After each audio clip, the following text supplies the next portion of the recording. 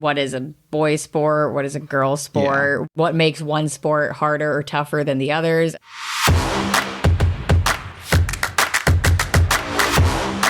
Good morning, good evening, good afternoon, good day, wherever you are listening from. I am Caitlin, and this is Man Coverage.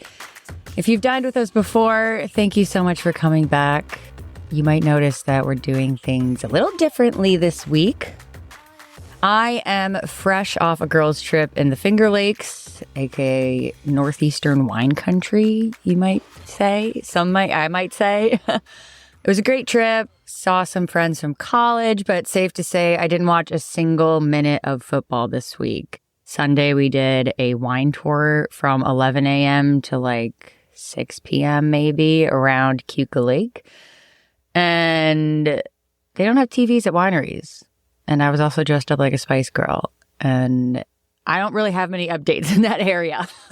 The girlfriends I was with this weekend were big Yankees fans, so I caught the first game of the World Series, but I don't think it's going well for them as a team right now. So with that, I was gone Friday through Monday, and then Brendan and Jen left Tuesday for Philadelphia. They're going to a show. I'm not sure what or who. They definitely told us, and I didn't listen. At this point in the podcast, we just haven't really evolved to coordinating our schedules and figuring out how to do things in advance. We're at Charmander status, and I think Charmeleon will be a little more preparation. But I will say we do have some stuff planned out. We have a couple segments, of course, from Vecats. We did a little bit of pre-recording last week. We talk about football players who are doing ballet to increase their skills and agility. And we will also dive into a little bit of news that I've found just in my own scroll, just as a girl on the internet. Right now it's Wednesday morning. It's 11 a.m. I opened my Instagram while my computer was loading. And the first post at the top of my feed was by none other than at NFL. It was a roundup of a bunch of Halloween costumes. And I just want to say a lot of them are kind of dull. I mean, this is coming from someone whose Twitter is very skews to gay, chronically online people, which one of my favorites is I hate gay Halloween. What do you mean you're two dumb bitches? And it's just two guys who are looking at each other and their shirts both say exactly. And I was like, that's a Halloween costume. But I've also done Halloween costumes in the past where no one gets it because I forget that most people just live in the present moment, unlike myself. A brief run through of NFL costumes posted by NFL. Christian McCaffrey was the Tin Man, and Olivia Culpo, I'm assuming his wife, Mrs. McCaffrey is her bio, was Judy Garland. What's her name? Wait, what's her name in the show? The movie. Wow, I'm not, you know what? Just leave it. I don't know. I can't remember. Dorothy, Jesus Christ. Amon-Ra St. Brown was Chucky. It was pretty good, pretty standard. Someone else, George, the Kittles did, I don't know Star Wars. I can tell his wife is Princess Leia, and George Kittle is some kind of Sith Lord or something. You can't even tell there's a person under there. Because these costumes are very expensive. And so it's not fun for me as a spectator. We got Jared Goff, who's just dressed up like a race car driver, sponsored by Wonder Bread and Sunoco. And then Ray McCloud dressed up as just a pimp, which, are we still doing that as a society? I mean, I guess we're doing a lot as a society that isn't great, but what are you going to do? Oh, and then here, one of the last frames is shout out to my guy, Dicker the Kicker, who dressed up as Edna from The Incredibles. Hashtag drag, love it. He looks great. And it's the only funny, vaguely funny costume out of the photo dump here. A few updates that I just wanted to bring up again as a solo, and then we'll get into some other voices that aren't me, because that's a lot of Caitlin for this episode. Pour one out, a moment of silence flags at half-mast because Steph Diggs is out for the season with a torn ACL. I know he's not a Bill, but he is still a beautiful boy. And as someone who has him on my fantasy team for the last 2 years, my team is the Diggs short shorts because that boy looks great in short shorts and he wears them a lot.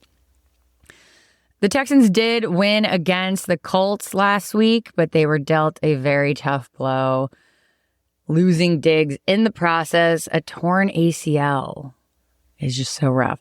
That was announced just on Tuesday. Houston is already down a wide receiver with Nico Collins on injured reserve. Now we're also not going to see Steph Diggs for a while, which, I mean, it sucks. There's a lot to say about injuries and turf and a career where you're kind of just blasting your body all the time. And, you know, I hate to see it happen to Tua. I hate to see it happen to Diggs, who was a Bill but now isn't. People getting hurt and really, really badly hurt is never fun to see. It was recently announced that Gisele Bündchen is having a baby with her hot jiu-jitsu instructor. Gisele Bündchen, of course, being Tom Brady's ex-wife. And finding out this information, Tom Brady went straight to his Instagram account at Tom Brady and posted a picture of the sunset. I'm assuming in his backyard. It kind of looks like a backyard, a gorgeous rich person's backyard. And then playing over that image with the lyrics is a cover of Landslide by the Chicks. So it's safe to say Tom Brady is not doing well, finding out his ex-wife is having a baby with someone else. This was posted a few days ago. I saw this tweet. Someone screenshot it. Check out our Instagram if you want to see just this really dramatic photo of a sunset with Landslide above it. One of the more embarrassing things you can do on your main Instagram account. You would think someone like Tom Brady has a Finsta or like a secret, like Insta or anything else that he could do that's not posting Landslide on main when your ex-wife is having a baby with someone else. But you know what? Flags at half staff for Tom Brady too. Clearly going through it this week. So again, rather than an in-person bestie hangout, we're going to give you a couple of segments to get you through the week here. First up, we'll start with a little Bills coverage, of course. You'll hear from our illustrious missing co-host, Brendan, and their partner / man coverage producer and background voice every so often, Jen. Yeah, they're coworkers and lovers, and so we will have to deal with that in the HR space here at Man Coverage LLC. But anyways, the Buffalo Bills played the Seattle Seahawks on Sunday with a final score of 31-10. Wow. Okay. There was a lot of football this week, as there seems to be every week. But you know what there wasn't? Caitlin White. There was not a lot of Caitlin White. There was no Caitlin White at all. We didn't get any. It's a bad trade. It's a bad trade like Devontae Adams and the Jets. It's like the Devontae Adams trade. It's just like that trade. You've got Jen this week instead of Caitlin. Who is usually relegated to drink duty or something. Drink duty. Like that. We're going to talk about the Buffalo Bills. The Buffalo Spills. Buffalo Spills. Not today. Points all over the board. Points. Gesticulating and then... No.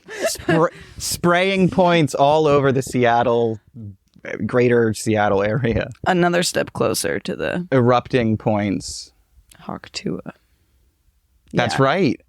We did the Hawk. We broke another Horcrux. We did the Hawk. One Horcrux. All right.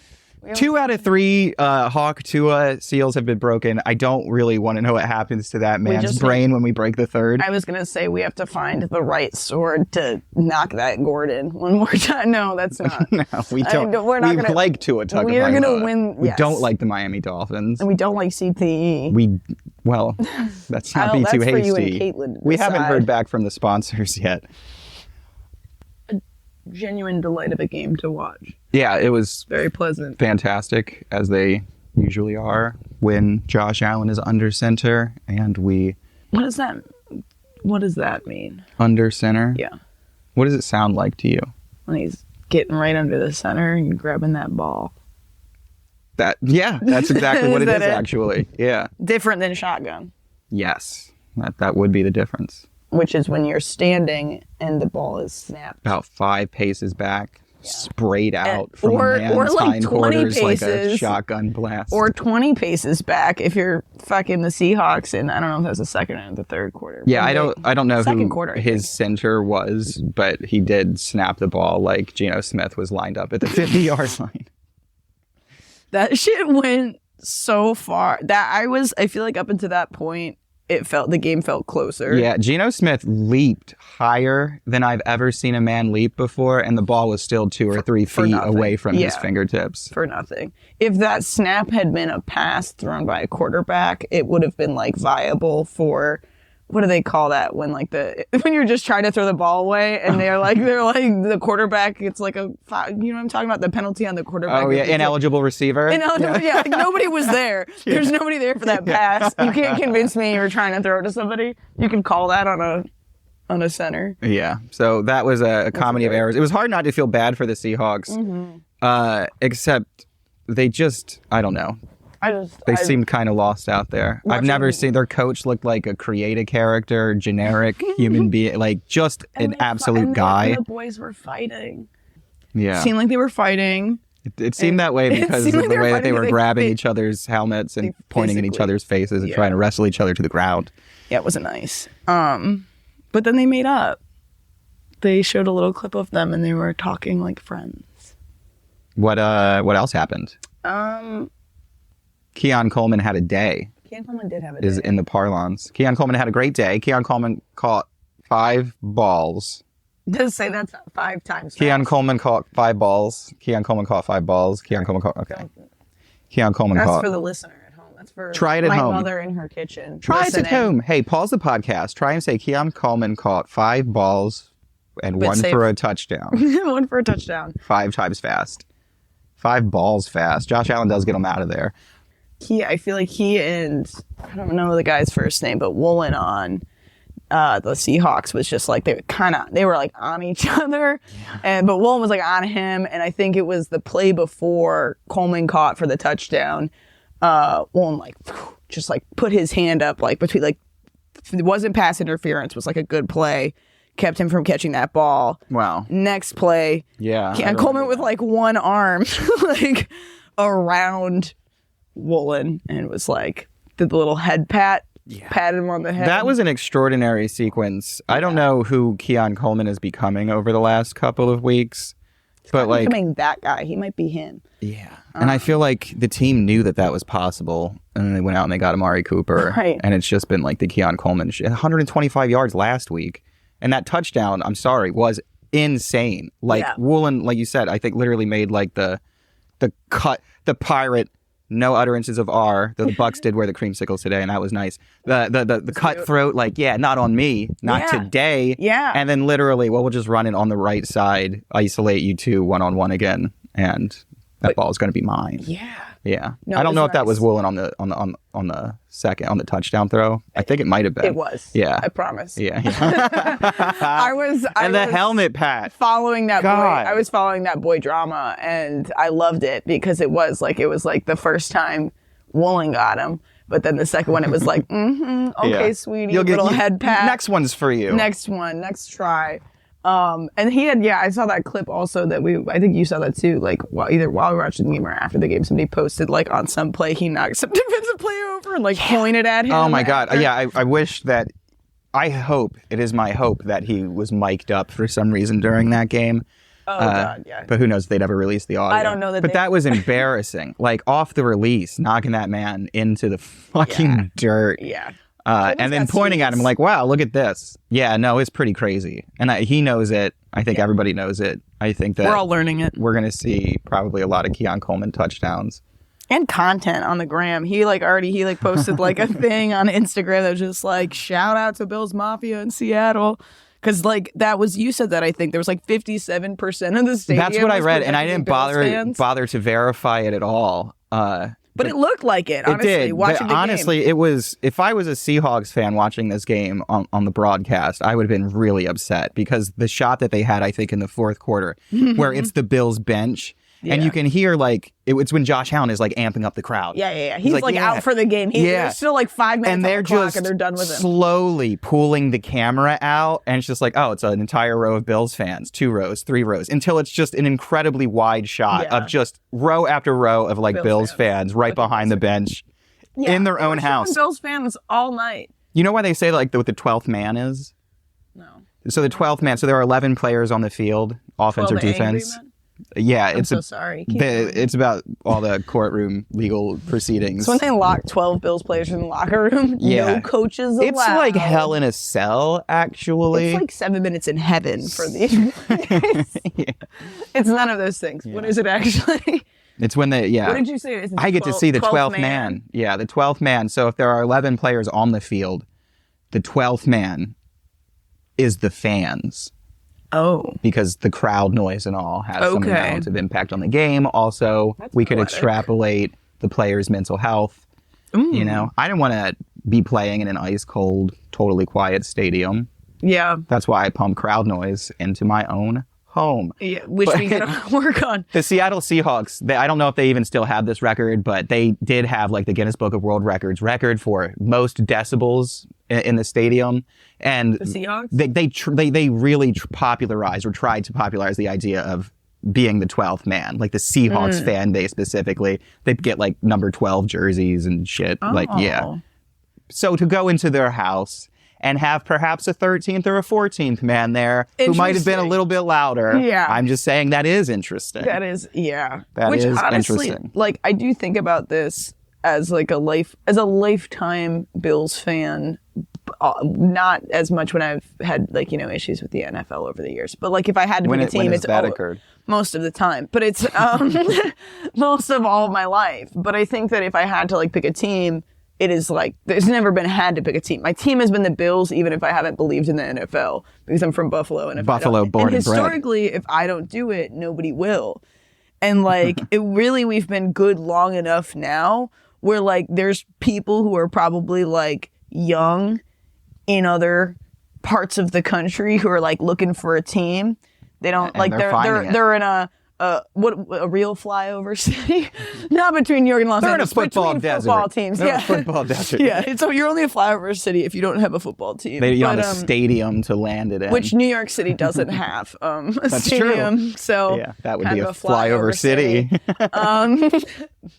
Shout out. Anyway. They built those 2 airports hoping somebody would build a stadium downtown, and it just hasn't happened. Couldn't. Alan looked cute today. Josh was looking cute. I do feel like we have to acknowledge the first interception, like the streak break. Or do we not? Do we pretend it doesn't exist? The limit does not exist. I feel like of Josh Allen. I felt really bad when I saw him throw the pick, and I could tell that he did too. He felt bad. You know he does like a little snort, like shoulder kind of thing. Mm-hmm. Like a little buffalo. That's how I felt when I pulled that parchment off of my cake and it took some of the ganache off of it. I know. So I recognize the feeling. Gotta move on. This has been my whole day. No, I'm just kidding. I had in my notes to not mention the ganache because you didn't want to cry in week 4 of the pod. Josh, a delight. The interception, you know, he dealt with it really well. I feel like he did look sad. Yeah, I think he dealt with it continually. I think we said spraying points all over the Seahawks is definitely a good way to respond to that. But even Tom Brady in the booth was just like, that's a bummer. That's a bummer to see a streak like that. He could hear the choppers in his head like every time that's happened to him. Tom Brady was great. I've seen it happen to him. As a commentator, I don't care how he kisses his son. I know. He can't hurt us anymore. Love the way he talks about a football game. I think I love the way that he owns something like 5% of the Las Vegas Raiders too. Yeah. We'll just see what happens with that. We'll just you were telling me that he now can't legally criticize the referees while he's watching, which is incredible in a game that once again we participated in and had the most flags thrown. Mm-hmm. And he said, I hated a flag as a player. I hate it as a commentator, which is not even more specifically criticizing the refs. Just don't like it. He splits it right down the middle. Yeah, I don't hate these flags. I just don't like flags, period. Because as an NFL owner, he's not permitted to criticize the officiating at all, which is distinct from guys like Al Michaels, Chris Collinsworth, whoever, who I think they honestly lay track for like the extremely powerful referees union to continue to be so bad at their job by being the voice of the person at home saying like, oh, that's a terrible call or whatever. Like, oh, I don't agree with that at all. What was the value of Tom Brady's contract with Fox again, though? Like, to be a commentator? I think it was... He can only do half of his job. Yeah. Let's not go there. At least tens of millions of dollars. I think north of at least maybe $100 million. We need Caitlin here to temper this. Yeah, we need Caitlin in here to be like, you know what? And sometimes money's not a bad thing. Goose is here also, which is awesome. Well, we got to kick him out. We're going to have to wrap it up if this motherfucker. All right. Well, you know what? It was a great day of Bills football. There's a football game on right now, and I don't even know who's playing on Sunday night. But Keon Coleman's awesome. Josh Allen is awesome. Tyler Bass is awesome. Cook is awesome. We cannot James talk Cook. about the game without saying Cook. I think we were looking the whole night. At one point, we had like 111 rushing yards. I think, and the Seahawks had like three. And it was, on a team that has Kenneth Walker the third. Well, I think he probably got him. The other two ran good too. No, I'm just kidding. No, they like 100 of them, over 100 of them. Cook. Anytime a running back breaks 100 yards, great day at the office. Great day at the office. He was great. Touchdown too. He was in the kitchen today. Right? Yes, I think he was. The man is always cooking. I mean, he was definitely in the kitchen. I don't know if I don't know how you scheme that up. I haven't seen. We know like Derrick Henry, good premier running backs in the league. Najee Harris. I don't often have the opportunity to watch a lot of football where I get to say, "Wow!" just from somebody somehow making a move to slip between the tackles and turn it upfield for like 10 or 15 yards. Like, unbelievable stuff. Confident like moments watching that game where I'm like, oh, here he is. He's got the ball. And here they come. They're right all on top of him. And then he would just like a flower bursting from the soil, bloom out of this pile of very large gentlemen. Yeah. To run like fucking an extra 5-6 yards at least after I'm like, he has to be down there. And then sometimes it's like, okay, no, he picked up like 10 yards. Just squirts right out. Like, yeah. I mean, like it's ketchup out of a bottle. I've seen disgusting. It's the worst. Horrible. I did see. This will be my first and last appearance on the podcast if Caitlin uses literally any of this. Caitlin is coming back? I sure as shit hope so. Okay. Because this isn't going to sell it. We'll see you next week. We'll see you next week. In person. We're actually announcing. We're also going to start covering WWE. Okay, see you guys next week. It's going to be like the Halloween film, The Strangers. That's not necessarily a Halloween film. I don't know what the fuck that is. That's just about murderers showing up to a house, but it's going to be us in Buffalo Bills gear to watch the game with you. I'm so sorry, Caitlin. I'm so sorry, Caitlin. What's our theme song? Whatever shit. I really wanted to let you guys do. No. No, if you ask what our theme song is, I'm just going to do my bad recorder playing Jurassic Park theme song, but vocal version of Get the recorder out. Do you think you could figure that out? No, it'd be like the waiting on week for Tuesday morning. That's not in Jurassic Park. I keep saying Tuesday, and it's Thursday morning. Waiting on the podcast comes out, and Tuesday morning is when I get up and I like to look at the outline and prepare for the big record. So that's what I wait all week for. Hey, thanks so much for having me on. Did you have a good time? Yeah. You liked it? Do you want to? Should we cut it? I'm sending it to Caitlin telepathically right now.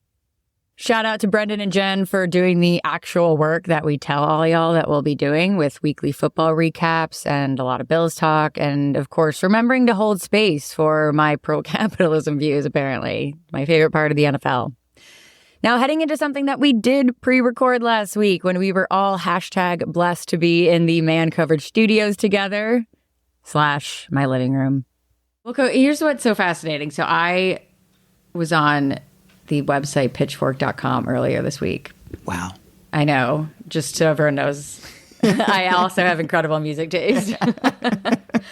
But I was just, I was looking for a review of the new Japan Droids album because I was wondering, I just always find their reviews to be fascinating and also that there's statistics involved and it's like what makes something a 7.2 or whatever.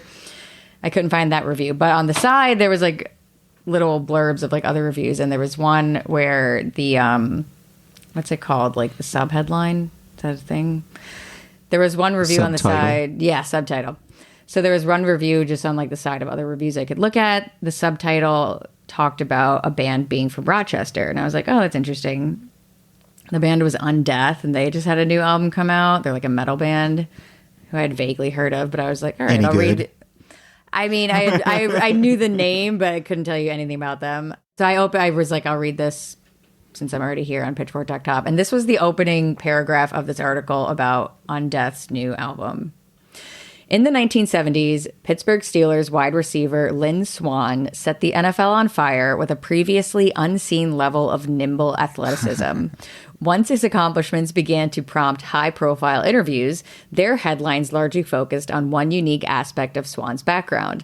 This star of America's roughest, most physical sport was a trained ballet dancer. Many other aspiring pro footballers have turned to ballet in years since, all looking to gain an edge via the art form's intricate footwork and body control. Now, if you go on to read more of the article, I was like, what does this have to do with metal? And then it goes to say how Rochester, New York's Undeath play old school death metal, a style of music whose public reputation mirrors football. Aggressive and physically tasking, but perhaps not graceful. And then it kind of goes on to say that, like, a lot of skinheads in both scenes. Yeah. But it was saying how this band on their latest album, like, used this, like, nimble dexterity that they've cultivated to, like, play with the heaviness of metal. Yeah. Which I thought was fascinating. And I just thought that was like a really funny thing to stumble on because I wasn't looking for it when I saw this like Undeath album review, which got a 7.5. I haven't listened to it, but good for them. Shout out Western New York. Shout out Patrick Lyons, who wrote this review. But anyways. Shout out Patrick Lyons. Don't know who that is. He contributes to Pitchfork and reviews a lot of metal albums. He also plays left tackle for the Los Angeles Chargers. But then seeing that, and also just like the comparison to like a metal band that has some like, I guess, conception behind it or whatever you want to call it, some like dexterity, got me thinking about like the fact that it was in the 1970s like unheard of for like a football player to dabble in ballet, even if it's going to help him be a tougher football player, which that's a whole conversation that we can get into, or it's on its own. But then I was just kind of getting into like the football and the ballet of it all. Yeah. And the first article I found was on Sports Illustrated Kids. And it was called Twinkle Toes in the NFL, which also like kind of a strange title. How old is the article? 2016. Okay. But it doesn't say anything about that being good or bad. It's just saying like who takes ballet, and it's a picture of like a burly Steelers guy with his like foot on a bar, like the dance bars, and he looks very uncomfortable and stiff, but which fine, you know, it's ballet is hard. That was actually Natalie Portman in The Black Swan. But from a couple websites that, I mean, I don't know how I should attribute things. The journalist in me is like citing my sources, and then it's also like, does it mean if I took something from sportsillustrated.com on episode 4 of our podcast, but whatever. Yeah. These motherfuckers at Sports Illustrated Sports Illustrated kids. But from what I gathered, ballet and dance are like well known in athletic circles to improve balance, flexibility, muscle strength, coordination, agility, stamina, and more. And then also it's used a lot to help with like speed. A lot of the same muscles that get worked on in ballet classes are a lot of the same muscles that you kind of use to kick off really fast movements, like those really like fast twitch. Yeah, and those kind of just like really like I guess the dexterity is the word it keeps coming to me from that Undeath article, and just, you know, the fire off the sprint that somehow comes with like ballet moves. It's just like those really like small precision movements. Plus, you know, like just, you know, the body control. Like, well, exactly. Yeah. So that was part of it too. How often do you hear somebody screaming for, you know, one of these players to open up their hips? Like, well, right. It's like my mom's bedroom when I was a kid. No, I'm just kidding.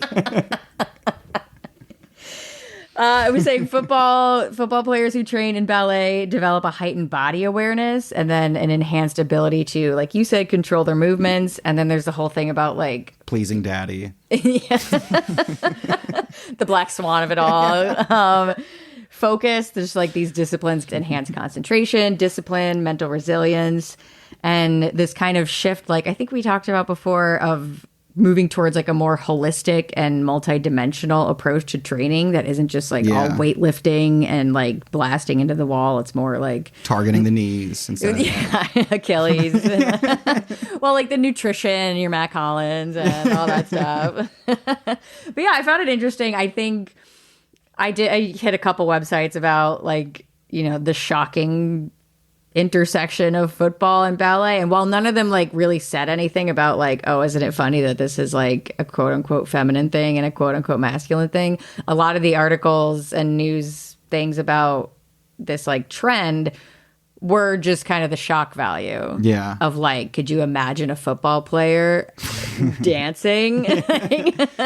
Get a load of this man. I don't know why my mind immediately went to Ray Lewis. Like, it doesn't have to be a football player who was a murderer for it to be a pretty stark contrast that they would also do ballet. They're all just very big. And ballet, I mean, I've taken like a bar class before, and that shit is hard because it is really tiny movements. Yeah, and like, I mean, just these. Can you picture fucking Deion Dawkins doing ballet? Like, or anyone over like 6 feet tall? I don't think he could lift his legs. He's like 400 pounds and like, like, not like you. No, I can get up there. No, I'll do ballet. 100,000 downloads and I'll fucking do ballet. On screen.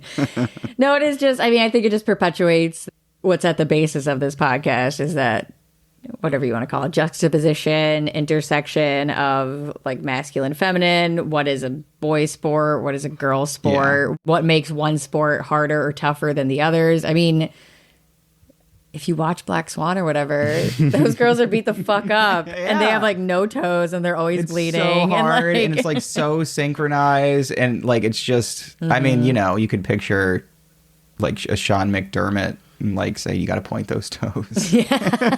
But yeah, if you can believe it, football players do ballet and it helps.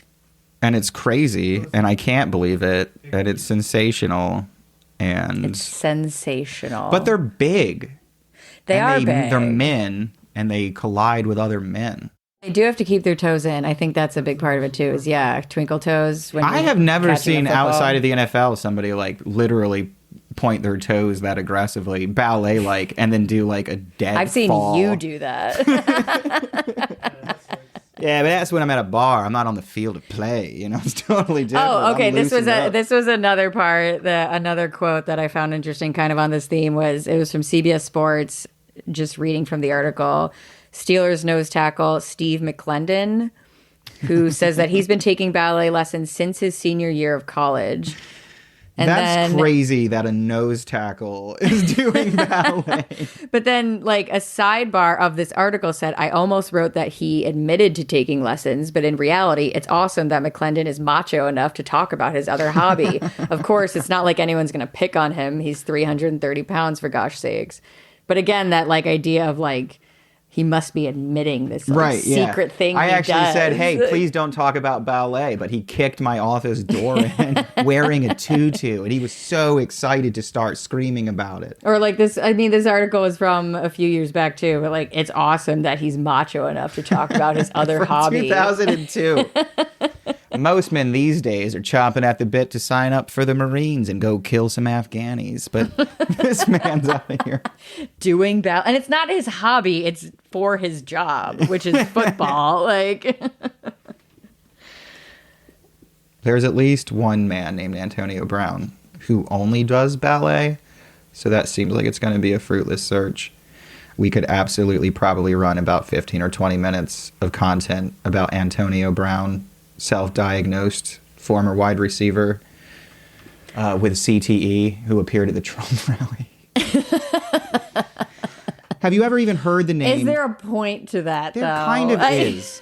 As far as, like, NFL figures, Antonio Brown is about as relevant. Once you have CTE, are you kind of like, taken out back? Antonio Brown is definitely... they take you to the Outback Steakhouse and then say you can't ever play in the National Football League. And then behind the steakhouse, they old yeller you. And then you become the steak for the next customer. But you can't play with that, can you? We'll say the CTE. Like if a doctor says you have CTE, you can't be like, okay, well, I'm going to practice tomorrow. No, I think if a doctor said you have CTE, unless that you were doctor like, would be taken out back and shot. that doctor gets murdered. Whatever, I'll just save all this stuff, but I'll save it for the sake of saying that at some point I will find a reason to talk about Antonio Brown, because it's crazy that he's self-diagnosed with CTE. We have time right now. Okay, well, give me one moment. And we have a sack of Truly. A sack. A sack of Truly. I'll take a Truly. Has anybody? I would love another Truly. That was my vague attempt at getting someone else to get me another Truly. That's perfect. That's perfect. Extremely quiet. Well, I said if Brendan's going to go off about Antonio Brown for 45 minutes, I will need another Truly. I want a Truly too. To get us started on the Antonio Brown material, How does this... Is this something you just like have had? just something I have. Well, I mean, it's topical in the you. sense that in the last 3 weeks, Devontae Adams' career was losing to the Steelers, getting traded to the Jets, and then losing to the Steelers again. So it's But where does Antonio Brown fit in that? famous Pittsburgh Steelers wide receiver, Okay. who would finish his career in Tampa Bay, getting thrown to by Tom Brady before he quit. Okay. Took his shit off and threw his gloves into the stadium. Then he did some weird shit with a hot air balloon. Look, I'm saying he's the strangest man who probably has CTE, according to himself, to have ever played in the league, at least recently. How did he diagnose himself? Like on TikTok or? Well, you're really in for a treat. If any of these questions intrigue you, let me just open up another tab. Are you familiar with the name Antonio Brown at all? Yeah. Okay. That I've heard of it. Are you familiar with the name Mr. Big Chest? No. Okay. But I'm intrigued. I liked how you looked at me when you said that. Because that's what I call myself. Or will once I get the implants. You would touch him. That's your drag I would let name. everybody touch him. That's not true. I'm very private. What am I Googling? Antonio Brown. Antonio Brown. Mr. Big Chest. Hi, I'm Caitlin, and I'm Mr. Big Chest, the dumbest girl alive. All right. We don't have... you know what? Well, you have to explain Mr. Big Chest I will. if this is what we end on. At least that, if not the whole lore behind it. I got you. How could his chest be any bigger than... It's extremely big. It's not that big. Is it wide? So Mr. Big Chest comes from, before I Google it, I think Mr. Big Check. And I think that's what he started calling himself after he signed a really big contract extension with the Pittsburgh Steelers. And then he, Alchemist, transmuted that into Mr. Big Chest. And it's just gone off the rails ever since. But let me just find It's very, meaty and ripped in this photo. I like that it says It's Mr. rippling. Big. So, He's just in underpants. while going through all his contract drama with the Steelers, he went on Instagram Live and gave himself the nickname. Does this still exist? This article says... Hold up. Sorry. If your team got guaranteed money, they want to get to know me and work with me, tell them call me. I'm back in the lab. Ooh. Call me Mr. Big Chest. Big Chest from now on. Big Chest Brown from now on. Big Chest Don't Brown. even call me AB. Just call me Big Chest. Yeah, Mr. Big Chest. Fuck me. Okay, so Call me Mr. just Big Chest. real quick, the list of Antonio Brown career highlights. Mr. Big Chest. All right, here we go. This has been compiled and updated by Reddit users for years. This iteration of this list is 3 years old. The Antonio Brown Circus timeline. Drove 100 miles per hour down McKnight Road in Pittsburgh, which has a 45 mile per hour speed limit. Trashed a condo and threw furniture out a window on the 14th floor, which almost hit some people, notably a child. Killed a home aquarium full of piranhas and refused to pay the man who installed the tank. Refused to play Week 17 for the Steelers. Dyed his mustache blonde. Refused to pay a chef because he thought he threatened him by placing a fish head in the freezer. The fish head was saved to make a soup. Farted on a doctor. Demanded a trade from the Steelers. Became Mr. Big Chest. threw a fit over Juju Smith-Schuster, winning team MVP and trashed him on social media. Allegedly nixed a trade that would have sent him to the Bills. Thank God. Showed up to Raiders training camp in a hot air balloon. Yeah. I do remember that. Held out and refused to show up to training camp because the NFL would not approve his helmet because it was too old for their safety standards. He froze his feet. That's true. He did freeze his feet. Tried to paint over his old helmet, hoping no one would notice. Acquired a newer version of the same model of helmet, which the NFL refused to let him use. Picked out a new helmet and finally showed up to the Raiders. Got fined by the Raiders for not attending camp. Tweeted the fines. Tried to fight Mike Mayock. Called him a cracker. Had to be held back by Vontaze Perfect. Then punted a football down the practice field and said, "Fine me for that." Got fined for that. Released a video where he used audio of John Gruden, who didn't know he was being recorded, which is illegal in California. Full disclosure, Gruden has said he gave him permission, but the generally accepted theory is that he said that in the hope that it would help him get him to show up to the facility and not alienate him. Demanded a release from the Raiders. Was released. Grandma, I'm free. Fly like a free, I guess is maybe something that he tweeted. Made a lot of crazy tweets saying stuff like devil is a lie, a proverb about him burning down a village. He made a lot of crazy tweets around this time, is the point here. Signed with the Patriots. Moved in with Tom Brady. So he was on the Devontae Adams track. The sexual assault allegations came out. The one where he's getting sued. This was 3 years ago. Maybe that's over. The sexual harassment allegations came out. The one where he's not getting sued. Threatened the woman not suing him in a group text that included his lawyer and had a picture of her kids in the text. We'll call that one the Xavier and Howard.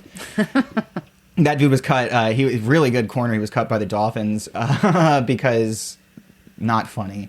He texted the teenage son of one of the women that he was like hooking up with, like inappropriate videos of his own mother. Oh my God. He's not currently on a roster. Threatened the woman not suing him in a group text, said that. Got released by the Patriots after 1 week. Went off on a tweet storm, said a lot of crazy shit about a lot of people. Was supportive of people sending threats to the writer of the article that detailed the sexual harassment allegations. Said he was done with the NFL. Went back to college via online classes. That's just nice. Tried to outsource his homework to Twitter. Wants to come back to the NFL. Filed several grievances to try and get more than $40 million from the Raiders and Patriots. Was ordered to show up for deposition regarding trashing the condo. Was accused of reprehensible behavior during the deposition, which included but was not limited to. Arrived nearly 30 minutes late. Chanted over and over as if a mantra, a narrative of his own warped concept of the proceeding.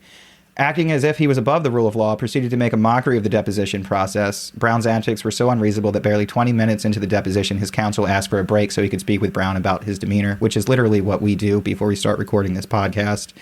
After approximately 20 to 30 minutes, he required another break. Again, same. When the deposition resumed, he increased his level of obstructive behavior. At one point, he refused to answer any questions, instead saying, "Next question," no less than 10 times.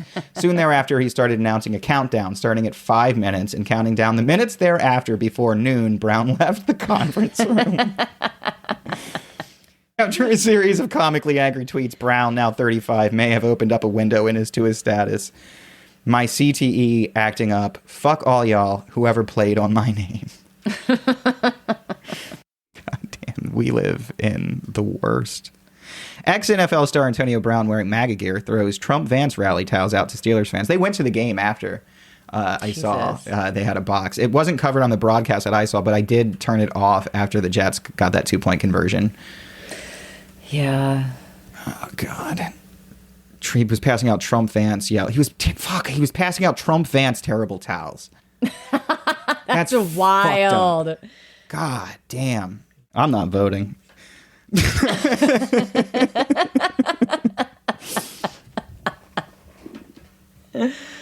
Well, I think that's it. That's it. Mr. Big Chest. And as we wrap up this week, gunning for the best supporting actress on the pod is, of course, Vecats with the latest from the Niners. As every NFL fan knows, at some point in the season, it becomes embarrassing to support your team. And while Niners fans have been collectively cringing for a while this year, this week was worse. Yes, they won over the Cowboys, but nothing good in this life or franchise comes without a price. The going rate this Sunday after the primetime game was a player promoting his MAGA hat in what was supposed to be a fun-loving Hyundai post-game show. Notable for his stats as a defensive end, including his record-breaking salary and how damn good-looking he is, Nick Bosa shoved his 99th percentile sized head in frame while Kittle and Purdy were being interviewed about National Tight Ends Day, a holiday invented by Kittle himself. Swallowing break. It was hard to read the text live because the hat was white with gold lettering, presumably to coordinate with his quintessential ratty undershirt he wears for pregame warm-ups.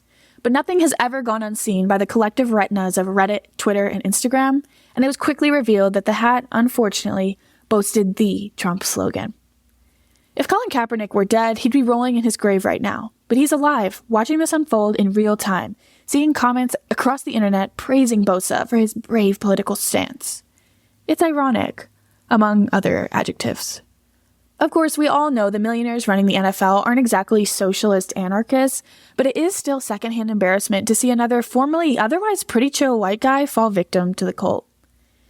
Even Brock Purdy was visibly disturbed at Bosa's interjection, reminding viewers that old-fashioned, quiet Republicans still exist.